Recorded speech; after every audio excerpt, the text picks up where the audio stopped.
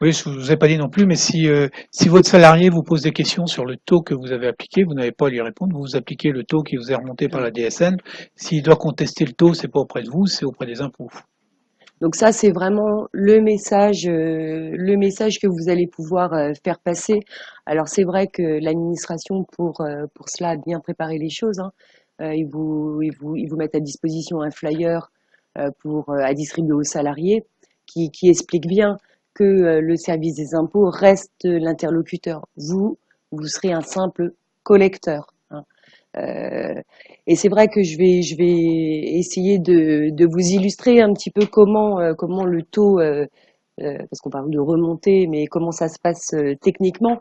Et ça vous permettra justement aussi de pouvoir expliquer à vos employés que en aucun cas vous ne pouvez agir sur ce taux. Donc la communication du taux au collecteur, donc à l'entreprise, hein, à l'employeur, se fait par la DSN. Donc comme on le disait tout à l'heure, la DSN, par exemple, de janvier 2019, sera adressée soit le 5 février, soit le 15 février 2019 et à l'administration.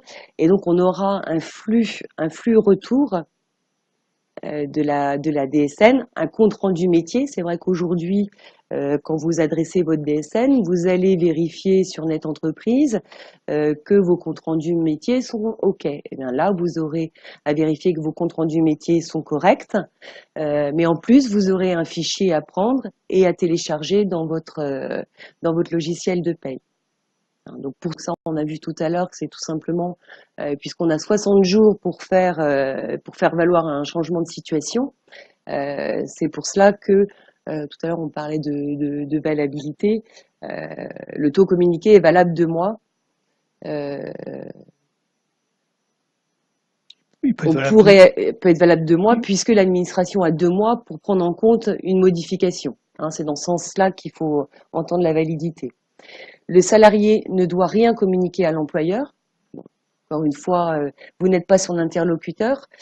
Alors, bon, c'est sûr que vous allez tout de même être obligé de faire œuvre de pédagogie, hein. Ce que disait tout à l'heure Alain, 5% du temps de travail en plus pour le gestionnaire paye, c'est une réalité, hein. Mais c'était déjà, enfin depuis la mise en place de la DSN, clairement, on a parlé. L'administration nous parle de simplification, nous on a vu que du travail en plus, hein.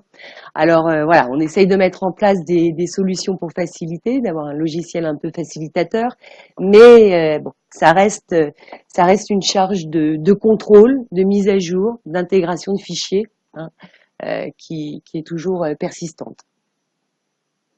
Et donc le salarié ne peut demander à l'employeur de modifier son taux, hein. Tout ça, c'est ce que Alain vous a démontré tout à l'heure, qu'on reprécise. Il y aura certainement un peu de pédagogie à faire au mois de février ou fin janvier l'année prochaine, quand Oh, les salariés vont avoir leur bulletin de paye et qui vont voir que le net a baissé, hein. Parce qu'il y en a qui ne réagissent qu'en net. Donc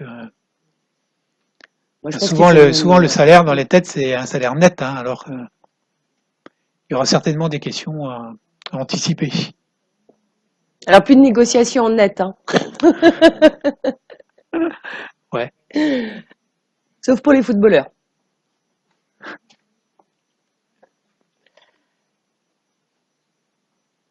Et je suis dans le bon sens, là?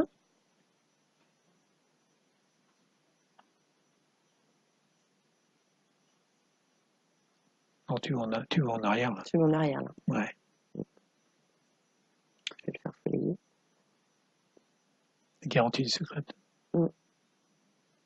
Bon, ça, on en a parlé. Donc, la garantie du secret. Donc, ça, on en a parlé un petit peu en introduction. Ça m'ennuie. Ça m'ennuie parce que c'est vrai qu'on a, pour faciliter, hein, pour mieux répartir le travail entre plusieurs personnes dans un service, on a pu attribuer des droits à plusieurs contacts. Et très clairement, là, il va y avoir un cloisonnement de ces informations-là, très important à mettre en place dans les entreprises, hein. On ne pourra plus transmettre les bulletins de salaire au chef de service qui les demande, hein, pour faire le point. Enfin voilà, c'est vraiment une obligation, pour le coup, qu'a l'employeur d'assurer la confidentialité des données aux salariés. Donc c'est un point très, très important. Et c'est bien pour cela, d'ailleurs, que vous ne pouvez pas être l'interlocuteur sur ces sujets-là. Vous n'êtes qu'un collecteur d'informations. Dire, mais moi, voilà, moi je ne fais que collecter, je ne peux même pas en discuter de ton taux.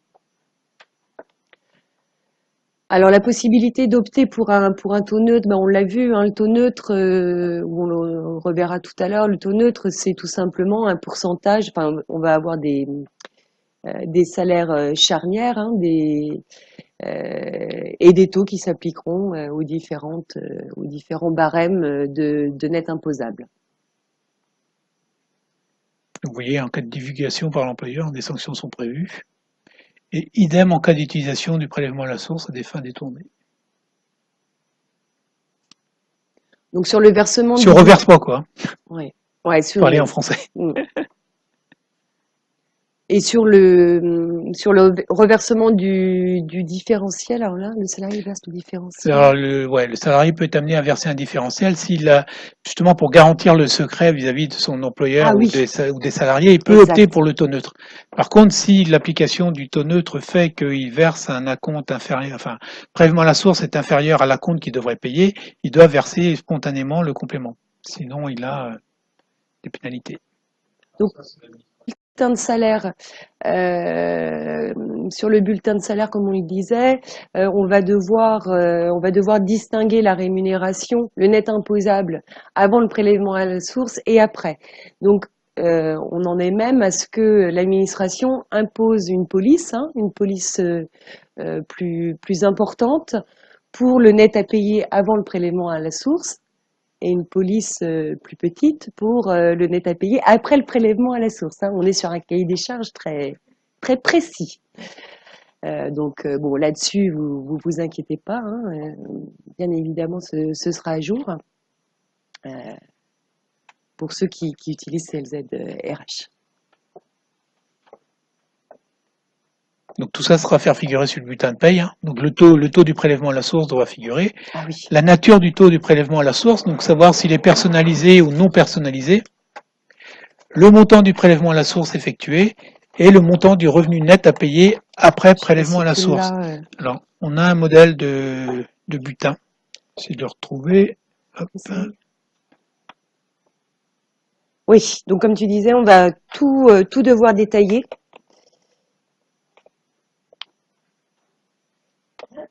Donc on aura une petite case en fin de, on aura plusieurs cases en fin de bulletin, avec donc le montant du net imposable, donc la base, la valeur, quel type de taux a-t-on choisi?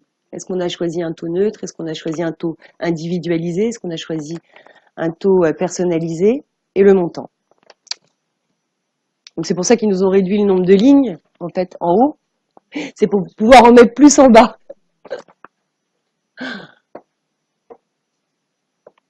Voilà.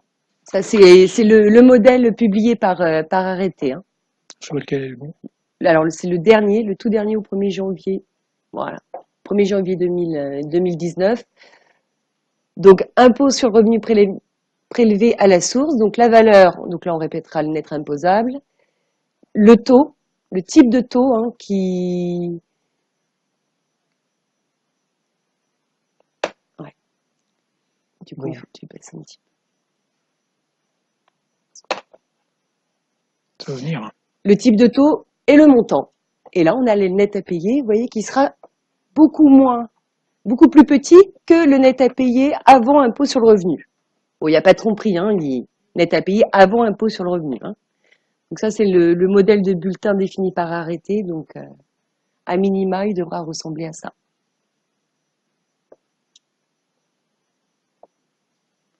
Alors, il y a d'autres mentions obligatoires, hein, mais c'est déjà depuis mai 2018. On doit désormais préciser la part de la rémunération supplémentaire que le salarié a acquis depuis la suppression des cotisations salariales. Chômage. Non. Non, non. Non, c'est à mettre en place en septembre, je pense. Je pense qu'en septembre, ce sera bon, Charlotte. C'est bon? Et les allègements de cotisations employeurs que l'on avait déjà, hein, qui seront précisés plus bas. Pourquoi ce choix?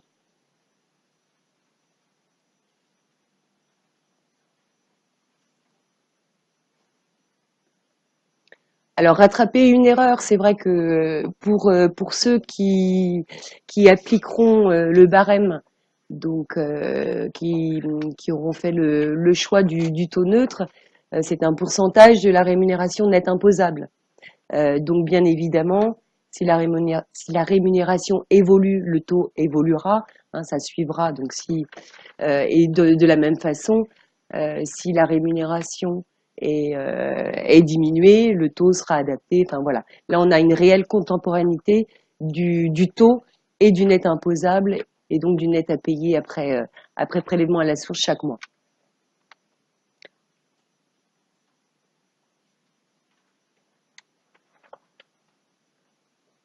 Ou alors des entreprises qui sont en périodicité trimestrielle, on ne doit plus en avoir beaucoup, puisque depuis le 1er janvier 2018, pratiquement tout le monde est en mensuel. Donc de ce point de vue-là, au niveau de la périodicité, ça ne va pas nous changer grand-chose.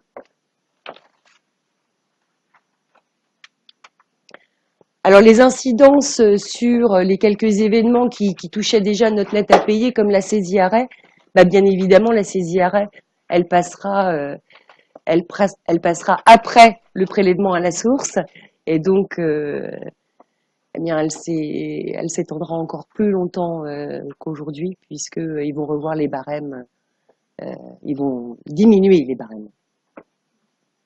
Ce sera un peu plus faible, ouais. Alors les IJSS, pendant les 60 premiers jours de versement, le prélèvement à la source sera appliqué sur les bulletins de salaire. Donc là, on est encore dans la démarche dans la continuité de l'administration qui demande aux entreprises de pratiquer la subrogation, qui incite fortement les entreprises à pratiquer la subrogation déjà depuis le début de cette année. Et là, d'autant plus que sur les 60 premiers jours, le collecteur, donc l'employeur, aura l'obligation de prélever l'impôt sur les indemnités journalières directement sur le bulletin. Après les 2 premiers mois, c'est la fin du prélèvement à la source. Donc là, ils seront exonérés, mais au-dessus de la limite de 1820 SMIC, la fraction sera soumise au prélèvement à la source. Parce que les apprentis sont exonérés d'impôt sur le revenu, enfin jusqu'à 17 982, ce qui n'est pas le cas pour les contrats pro. Hein.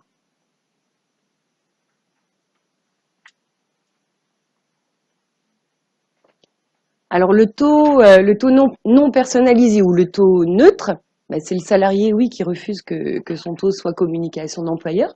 Et donc on appliquera un pourcentage en fonction de sa rémunération nette imposable du mois. C'est le nouveau salarié qui sera inconnu de la DSN que vous allez envoyer. Souvent, ils vous causent bien des soucis. D'ailleurs, ces premiers salariés, c'est les salariés sur lesquels on a des anomalies. Enfin voilà, donc pour eux, bien sûr, on appliquera le taux neutre, le pourcentage en fonction de la rémunération nette imposable, ou le salarié qui n'a pas déposé sa déclaration de revenus. Alors le salarié non identifié, pour les gestionnaires de paye, vous devez savoir ce que ça veut dire. Tous les mois, quand vous allez sur Net Entreprise, puisque c'est Net Entreprise qui a repris le monopole de toute cette communication, vous pouvez avoir un bilan d'identification avec des anomalies. C'est-à-dire que tous les mois, quand vous envoyez votre DSN, l'identification des salariés est vérifiée par l'administration. Et il se peut tout simplement les noms de jeunes filles, les noms de jeunes filles, quand on a le nom d'épouse, voilà, ils nous font remonter par un bilan d'identification un certain nombre d'anomalies à corriger pour le mois suivant. Donc très clairement, on vous incite à aller le voir, ce compte rendu. Là, ce ne sera pas une incitation, ce sera obligatoire, hein, puisque vous aurez l'obligation de corriger ces anomalies pour le mois d'après, parce qu'il faut absolument que le salarié soit identifié. Alors le salarié qui ne serait pas identifié, on appliquera un taux neutre. Hein, on ne sera pas sans pratiquer le prélèvement à la source, puisque, comme nous l'a expliqué Alain, c'est une obligation et qu'on ne peut pas ne pas prélever. Donc le fameux barème du taux non personnalisé ou du taux neutre, hein, qui s'applique en fonction de la fourchette de la rémunération nette imposable. Jusqu'à 1 367 € de salaire mensuel, hein, c'est un barème mensuel, donc on est à 0, et pour un salaire supérieur à 46 500 par mois, on est à 43%. Avec donc 20 taux. Hein.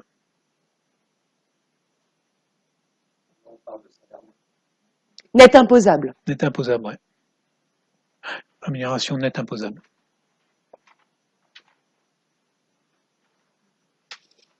Donc le net imposable, hein, parce qu'ils nous ont déjà quand même réintroduit un certain nombre de données imposables en plus du salaire brut. Hein. Donc c'est la part patronale de mutuelle qui va s'ajouter. Enfin, voilà, on a des éléments qui s'ajoutent à la rémunération brute moins les cotisations. Hein. Je vais passer celui d'avant parce qu'on en a déjà parlé. Ça marche. Voilà, le mois de l'embauche, on applique le taux neutre. Alors, on a apparemment, ils vont mettre en place une base de données où on aura la possibilité d'aller rechercher un taux. Tout à l'heure, on a essayé de, enfin, je ne sais pas si ça vous rassure, mais de vous dire que vous n'étiez pas les interlocuteurs, mais simplement des collecteurs, on va dire. Donc, à mon sens, c'est pas à l'entreprise d'aller rechercher le taux applicable aux salariés. Mais c'est vrai qu'il semble dire qu'ils vont mettre en place une base qui permettrait de le retrouver. Topaz. Et ensuite, à partir du moment où le salarié aura été transmis dans une première DSN, eh ben son taux remontera pour les mois suivants. Donc pour les contrats courts, moins de 2 mois ou à terme imprécis, on appliquera également le taux neutre, mais alors là, ils appliquent une déduction. Ils appliquent un abattement qui est égal à 50% du SMIC mensuel net imposable. Donc on est sur une valeur de 600 € environ. Pour les petits contrats, pour les contrats de moins de 2 mois, les petits contrats, on appliquera obligatoirement un taux neutre, mais sur un revenu net imposable abattu, moins 600 €. Bah, pourquoi faire simple? Ça peut aussi être au cours des 2 premiers mois quand le terme est imprécis. Hein. Oui, c'est pas simplement c'est pas que les 2 mois.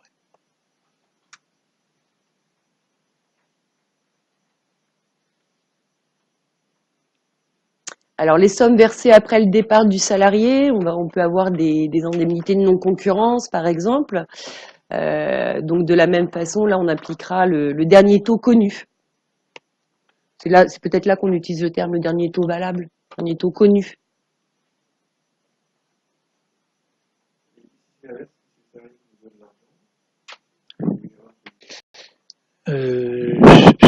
Donc c'est pas l'entreprise de caractériser un revenu, de caractériser le revenu, c'est-à-dire c'est pas l'entreprise de dire que le salarié a perçu un revenu exceptionnel ou un revenu normal. Donc en fait ça c'est parce que en 2018 on aurait dû la mettre plus loin la slide, mais c'est pas grave, on ne sera imposé que sur la partie exceptionnelle de ces revenus. Alors c'est quoi un revenu exceptionnel? Donc là on a quelques exemples de revenus exceptionnels. Donc pour les salariés, ça va être une indemnité de rupture du contrat de travail pour leur fraction imposable. Les indemnités de cessation des fonctions des mandataires sociaux et dirigeants. Donc c'est en fait ce qui ne peut pas revenir de manière récurrente, hein, les revenus qu'on perçoit une fois. Pour vous situer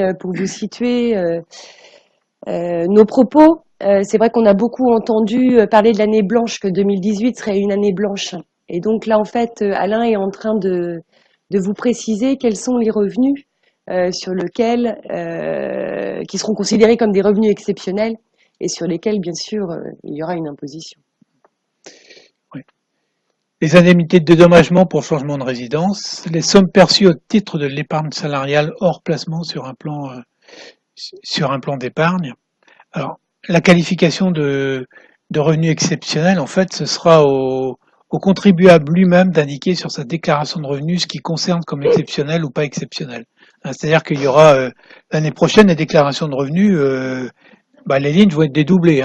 On devra mentionner son revenu, on va dire normal, et on devra également mentionner le revenu que l'on concerne comme étant exceptionnel. C'est ça. Et donc, ouais.